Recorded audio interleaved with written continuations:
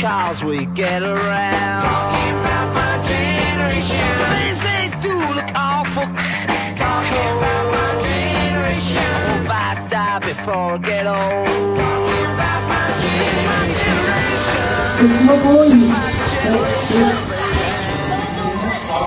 Patay na, patay na, patay na.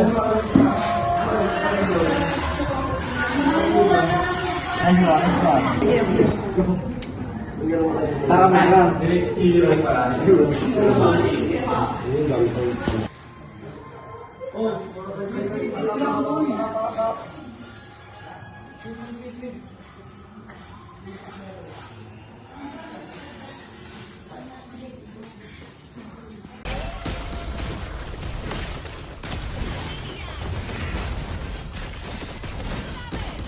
Tumunod ka! Engage, engage! Lala! Dito. Sit boy! Push! Push! Yeah, patay ka dyan. Set!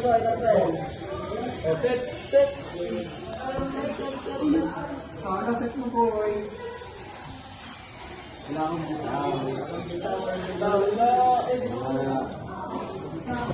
Ganun dip. Oh.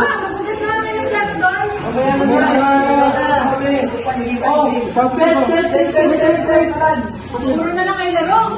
Wala na kayong ginagawa maganda dito sa bahay. Oh, sunod. Ano, puro na lang kayo kain, tulog, laro. Mamaya na po. A few moments later. Ayun mo nga yung paglilinis mo. Bakit ba pati sa paglilinis mo nag-iarna na ka rin? Bawal ko kasi itong bow. Sumukunin ko yan. Kasi ba naman sa pagbugas ng plato, nag-iarna ka pa rin? Dito ba Ako naman!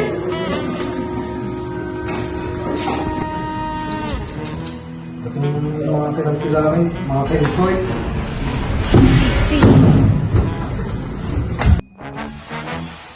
Ay, nakakanya yung cellphone nyo. Alas 30 na. Patapos ito. Pag di niya binigyan niya, hindi naman makapaglaro bukas. Mag-isman ko, na pwede po.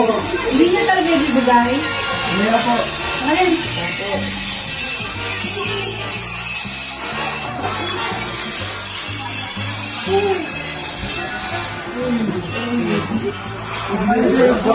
Hindi kayo maglalaro bukas. The next day.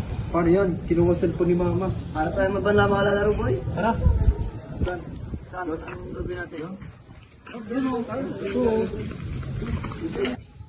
Angkas pa lang, angkas. Hindi kaya. Tulak.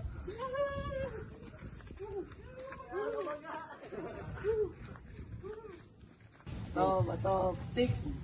Pa. Tik. Bato, tik. Bato, tik. Sala ko!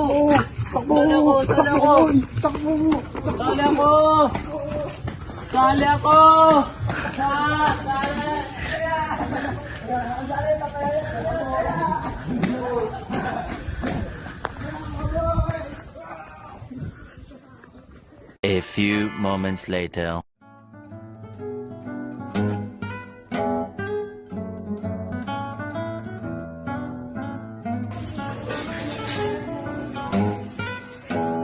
Sabi mo nga po.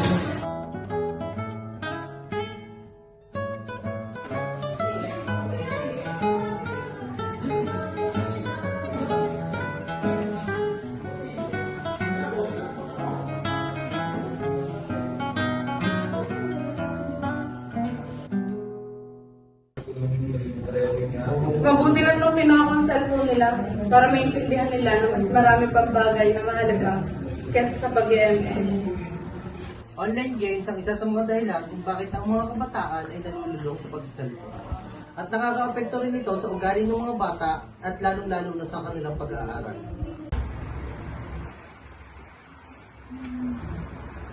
Mahirap naman na ito. Ayoko na mag-aaral. Mag-ML na lang ako. Nakakatamad na mag-aaral eh.